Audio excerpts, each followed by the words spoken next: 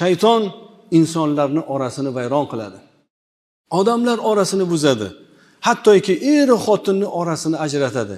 Eng ziyoli bo'lgan insonlar, eng yaxshi bo'lgan insonlar, eng mukammal bo'lgan insonlarni kerak bo'lsa ham oilasini buzishga harakat qiladi. Bir hadisni men aytmoqchiman. Rasululloh sallallohu alayhi vasallam shunday dedilar.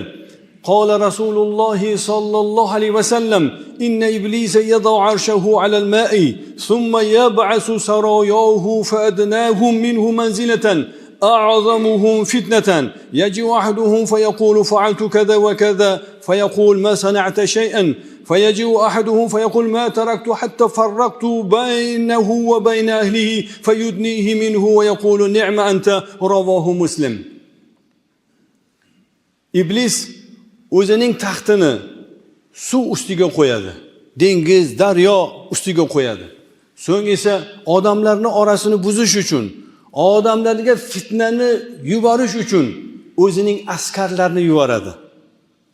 Ularning askarlarining ichida eng qadri balandi odamlarga ko'proq fitna uyg'otadiganidir.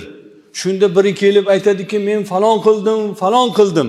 Shunda iblis aytar ekanki, hech narsa qilmading. Boshqa biri kelar ekanki, men bir oilani toyinki orasini buzmaguncha qo'ymadim desa, sen menga yaqin bo'lgin, sen eng afzal deb aytar ekan.